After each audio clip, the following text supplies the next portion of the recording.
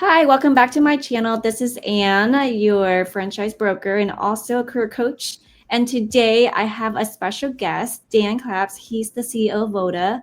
And I want to get into a little bit more about his industry, but also just about franchising. He's been in franchising for so long. So with that, let's go ahead and get started. So Dan, so excited to have you here. How about you share a little bit about your journey? What inspired you to start your franchise? How did it all begin? Take us back to the day one. Yeah, sure.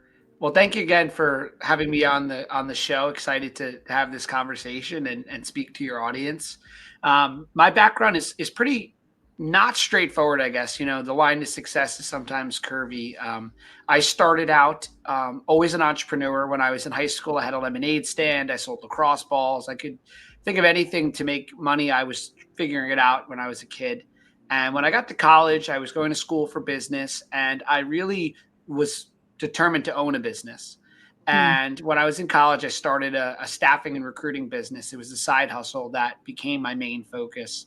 And I did that business in college, eventually putting all my energy towards that. Um, and Mm. I always joke that I can teach people now how to run a business because I could also teach them how to not run a business. And my business in college was like how to not run a business 101. They could write a book on it. So I had this mindset in my old business that I had to do everything. If I wanted Mm. something done right, do it yourself, outwork everyone, which led to me working 7 days a week and not really having any. Because I was so young and energetic, I was able to work through that. But like You it have was that all youth. like just grit. Yeah. Yeah. So in my early 20s, I started looking at what to do next, and franchising was an opportunity I started to look at. My dad had said, "Why don't you look at franchises? They're all about building systems. You can learn a lot." And Mm. I started looking at home service opportunities in the home services, painting, roofing, plumbing, etc. Because I had sold Kirby vacuum cleaners when I was in high school, door to door for a bit. Huh. So ironic, since now I run a cleaning company. But I essentially at the time realized I wasn't really capitalized enough at 22 years old to buy that kind of franchise. And I ended up finding a franchise called Murphy Business and Financial, which is Mm. a much cheaper franchise that taught me how to help others buy and sell businesses. So I became a business broker. That was in 2014. I did Wow. that for about 2 years as part of the franchise system and realized that I again was kind of making the same mistake I had made in college, which was I was the business yet again. I was answering the phones, I was listening, I was going to the listings. If I didn't go to a listing, I didn't get a sale. And to me, a business owner doesn't trade time for money; they trade value for money. And I was trading time for money. Mm. So 2016, realized I was really good at lead generation, started a lead generation company, and then built that till 2022 until I sold it to private equity and started Voda. Wow. So you have kind of entrepreneur DNA in you from very early on. You say college, but even way before that, was that something that was you feel like it's inherited or learned? And it sounds like your parent or your dad's also an inspirational figure in your life that kind of spurred you to do some of these things. Yeah, I think entrepreneurship, I think the most successful entrepreneurs usually do, I hate to say it, but have some level of chaos in their childhood.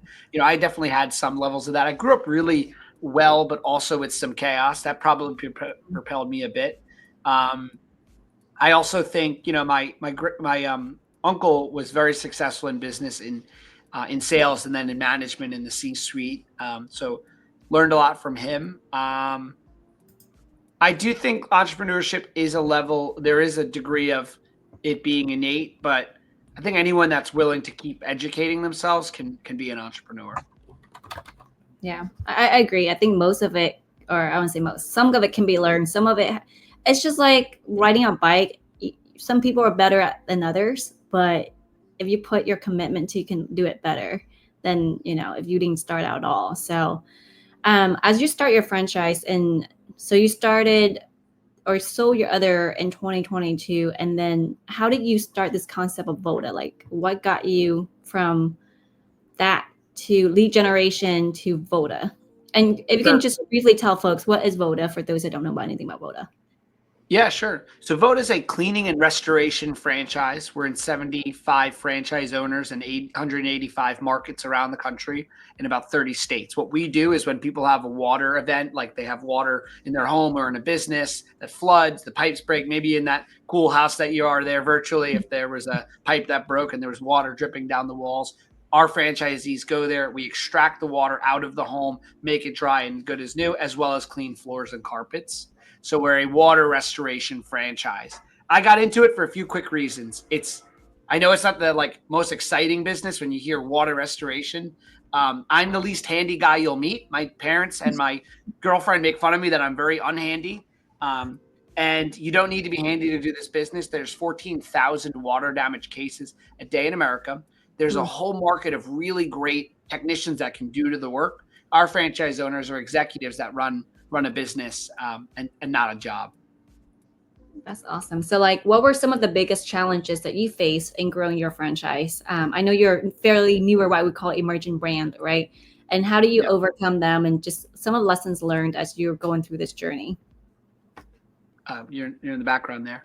Um, so working from home today. So had some background interruptions, but challenges. I mean, listen, if your audience is thinking about owning a franchise, you get to be in business for yourself, but not by yourself. You get to buy into systems and processes. For me, as a franchisor, I think the biggest challenge is, we went out into the unknown. We had to figure things out in the market and go through a degree of trial and error. Um, and one of the biggest challenges in growing a franchise is every market is a bit different. Mm, Everyone will try to tell you that it isn't, but there is a different market in St. Louis from Dallas, Texas, and you have to understand those nuances and mm, apply a very predictable framework while still having a level of flexibility in each market to adapt. yeah. And then what kind of makes your franchise model unique? So there are a lot of restoration business out there, right? And there's other restoration franchise out there. So what's the value propositions, and how did you create that unique value proposition for yourself, for your franchise? What makes it unique Yeah. within your industry? Yeah, it's a fantastic question. I think I'll answer it with two answers because Yeah. obviously you have the unique proposition to the consumer, like what stands out to the consumer to get business, and then what makes us a unique franchise offering for a potential franchise owner. So as far as for a potential franchise owner, two things. One, we're two franchises in one. It's not just a restoration franchise, it's not just a cleaning franchise. We do two in one. So you're getting two revenue streams, multiple revenue streams, really two franchises in one opportunity. The second thing is the lead generation background. As I mentioned, I'm a substantial background in lead generation. We have a very focused approach to helping make the phone ring through digital advertising campaigns and a call center to answer the phones to help our franchise owners get business and convert, leads. Um, what makes us unique to the homeowner is a couple things. If you can't really see much about the brand, but if you look at the Voda brand, if you Google myvoda.com, if anyone's listening, it's a very unique look. We're disrupting the market just based on the way that our trucks look when they show up to a home, our branding and level of service. We have over 2,000, 3,000 five-star reviews just in our flagship location. And across the country, we have an average of five-star reviews. So I'd say branding and level of service is really what's helped us stand apart in each market. Yeah. And like with restorations, right? Who picks up the phone call the fastest will get the service, because people are not going to have time to search a day or two while their house is filled with water. So speed to service is with any industry, but restoration more specifically, right? Absolutely. It's half the battle is answering the phones quickly. And that's why we have the national call center open 24/7, et cetera. So for your brand, what makes a successful franchise look like to you? Like what qualities do they need to thrive, not just survive, but thrive in this business and in the franchise? Yeah. Well, I'll tell you, and hopefully your audience and you can appreciate this. I'm originally from New Jersey. I live in New York. I'm a Northeasterner, tried and true, and I'm a bit direct, sometimes to a fault. So I'm going to very much answer your question in a candid way. Please At do. Voda, for example, we do lead generation, bookkeeping. We do their bookkeeping for the franchise owners. We help them with hiring. We have playbooks to help them, you know, learn the business. We have a call center to answer the phones. We do a lot to make the business run day to day without the owner being involved in the day to day. But that's not to present a ATM machine opportunity. This isn't a get rich quick, scheme. I always say people are trying to get rich quick instead of focusing on getting wealthy slow. So we provide a model where people can build a business that provides them a normal lifestyle. What I mean by that is 100-hour a week is not normal, nor is 2 hours a week. I think if a franchise makes it sound like you're going to buy it and do nothing, I would caution that a bit. What we look for and why our owners are successful is, number one, people that want to grow a business, that want to be focused on what we call the mayor of the town. They love to network. They love to be out in the community, because even though Voda does so much to help with lead generation online, nothing's going to replace that local presence that a business owner needs to have. So number one would be that ability and desire to sell. I'm not saying knocking on doors, cold calling, but a desire to want to network in the community is number one. And then number two, really an ability to put people first. Our franchise owners are not buying a job, they're buying a business. They want to build a business. And so they want to invest into hiring great people to help support them. You can only get so far alone. We want owners that want to build a team within their community. Wow. Yeah. And I think those are really important qualities, because people not buy you, but like they actually buy you, not the brand, right? Like they know, hey, I know Dan, I can trust Dan. It's that trust factor, that credibility factor that goes a long way. Every bit, as you can imagine. This morning, 8 a.m. this morning, a referral partner of our business called me, and we've got a whole team, but it was someone that has a relationship with me. They called me, so I answered the phone, and we talked for 15 minutes, got to know his family a bit more. And that people want to connect with the owner is my point, no matter how big the company is. And I think owners that understand that relationship is key. I mean, have you ever been to a great restaurant? It's busy, and the owner has the ability to just stop by even for a second to make you feel seen. Hey, I know the owner. Let's go over to XYZ restaurant. That should be the same case in a home service business. Yeah, no, I always appreciate those manager check-in or the owner check-in at the restaurant. It put like that personal touch. It's like, it's the little thing, but it's the little thing that matters a lot, right? It comes down to, that's what it is.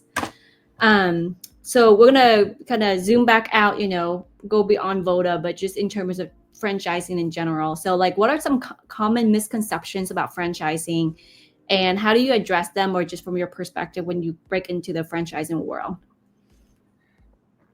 The biggest misconception that people have about owning a franchise is they think like, well, what if I like don't have the freedom? I mean, at least in a home service business, there's so much freedom. You have so much opportunity to figure out the business yourself while having guardrails, having an opportunity to lean into others, being in business for yourself, but not by yourself, as I mentioned, having that support. And so, don't think like, oh, well, I could do it on my own and I want the freedom. There's so much freedom in owning a business. When you buy a franchise, what does the bottom of the business card say? It says owner. And so you're still getting the opportunity to be the owner while also having that quality of support to help ensure you don't maybe go off the deep end or off the guardrails. I would say that's number one. The number two misconception that I see is people think that because they like to eat a certain sandwich or work out at a certain gym, they're going to like that business. And I think that couldn't be further from the truth. I think you should buy a business that can provide you a lifestyle to then have the passions. Like I love to ski. I love to golf. I love tennis. I can't imagine any of those being my business. I think it would ruin it for me. I would rather build a business that feeds a lifestyle to then enjoy my hobbies. So I think people thinking just because they like a toasted sandwich or a workout, they should be in that business. I would encourage them to talk to someone like yourself, a franchise broker that can match them to opportunities that better fit their lifestyle. Yeah, I think you're right on the point there. Because there are people that tells me, oh, I like to work out, so I want to own a gym. I was like, well, you own a gym, you actually have to drive the business. You actually don't work out in the gym as often as you think you would. So I agree. It's like really being able to align with people criteria, their mindset, that motivations. And of course, they got to get into a business, something that they're passionate or at least feel like get up to do. Yeah. And if I could I know you have another question, but if I could add one more thing. Yeah, absolutely. Because believe it or not, I'm sitting here with my Voda vest. I run a cleaning and restoration franchise. I don't think much about this anymore, but there was a time in my life after I sold my previous business, which was, it was a lead generation company, a little easier to explain. where I had an ego thinking, do I really want to be in home services? Like, what am I going to tell my friends and my family that I'm like a contractor? These misconceptions. Mm, It couldn't be further from the truth either. The more you get to know the trades, first of all, there's very sophisticated businesses that people run in the home services space. There's a great book called The Millionaire Next Door. Most millionaires mm. outside of tech and that's really it, inheritance, come from home services. People don't realize that it is a very lucrative business if you can get past that initial ego that you might have.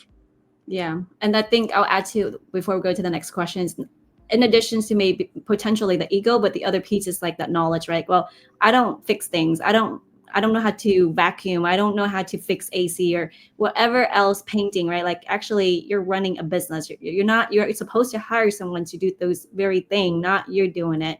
Might be nice for you to understand the workflow, but you're not going to be the day in day because again, that's not you. Same for Voda, they're running an executive model. You're running the business, not be in the business.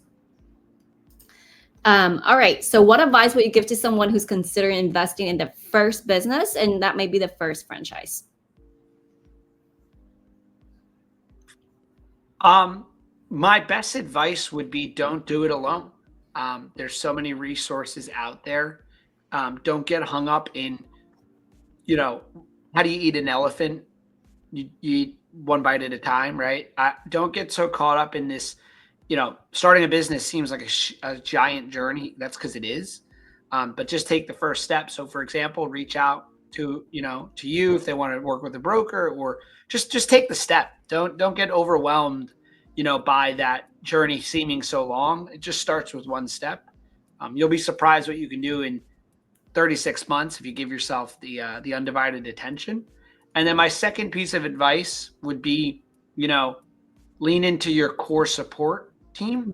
And then outside of that, don't listen to anyone else. I've never had, even with my success now, if I were to go tell a family member, an extended family member, that I was starting XYZ business, even with already a successful exit and a successful national franchise chain, I guarantee my family would poke holes in my idea and tell me it wouldn't work. Mm. I've never met a family member, very rarely, say, that's a great idea, you should do it too, unless they've already also achieved some level of success. So my best advice, especially during the holidays, don't let family and friends and maybe people that haven't taken the leap derail you from doing it. And I'll piggyback on that in just one more thing, because I'm very passionate about this personally. It's a very personal thing I've learned. We've all heard that saying that we're the average. Our income can literally be the average of our 5 friends. I used to not like that because it made me feel like my friends are, that's irrelevant, right? I don't want my friends to have anything to do with my money or not having money and judging people because they don't make money or something. But what I've learned is you're not just the average monetarily of your friends. You're going to align with their morals, their marital qualities, their everything. And so surround yourself with other people that you want to get to their level. I love that. And I think sometimes fear takes away a lot of people motivations up front. So just being able to just face that fear, right? You're like, walk this journey. It's not like you're not going to have fear, like do without fear, but courage is the walking straight into that goal with fear, knowing that you're just going to figure things out along the way. And, that's why supporting core team, like you said, or finding professionals that know what needs to be done and help you guide you through, like myself, who's a franchise broker, kind of going through that process. But I think it's sometimes really scary for people because it isn't a big investment for them. We're gonna switch gear a little bit and just kind of finish up. Where do you see franchise industry heading in the next 5 years? Like what trends should we watch for, especially for people that are interested in franchise and still sitting on the fence? I saw this question. I gave it a lot of thought. I think the first thing that you're going to see, and you're already seeing it currently, is franchising and home services as well will continue to become a much more mainstream option. You see it with influencers like Cody Sanchez investing in a franchise chain. You see it with Wall Street Journal putting out articles about Jersey Mike selling, and there was an article recently about the trades and a private equity within the trades. I think you'll see a lot more people seeing franchising as an investment vehicle, a first job, instead being a franchise, maybe even instead of college for younger people. And I think you'll also see retirement redefined as, investing in a franchise that you could run and grow, because we're outliving our retirement funds. There's 10,000 baby boomers retiring a day. About 8% of them own a business. So a lot of business opportunities and a lot of opportunity to take market share right now. Yeah, no, I love that. And then I didn't send you this, but we're gonna end it with some rapid questions. First thing, Okay. gut reactions. It's supposed to be fun. All right, it's just 3 things. One thing you wish you knew when, and you wish you tell your younger self 10 years ago. The friends thing. Who you surround yourself with will completely change the direction of your life. If you're the smartest in the room, get out of that room. What is your favorite quote by an author or mentor or speaker that you live by, a slogan? I don't know who made the quote. I think it was a golfer, but this quote around, like the harder the work that I work, the luckier I get. Luck is just preparation meeting opportunity, I would say, is one of my favorites. All right, last one. If you're able to win a lottery ticket, and 3 things you would do. I'm sorry, can you say it again? Yeah. So when you win a lottery ticket, that could be $300 million. What are 3 things you would do?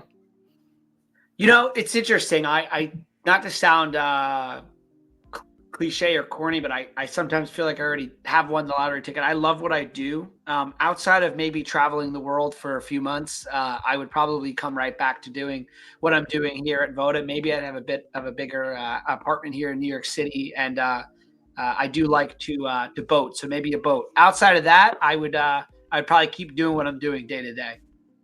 Awesome. Well, thank you so much for sharing your incredible journey with us today. And for those who are listening, if you're inspired and want to explore ideal franchise opportunity that fits your goals, I'm here to help. So reach out to me directly. Let's work together to make sure a franchise fit for you. So with that, thank you so much, Dan, for your time. We really appreciate you guys. And for those listeners, put in the comments if there are other guests or speakers you wanted me to bring in. I'll happy and be able to do my best to bring them on for you. With that, until next time.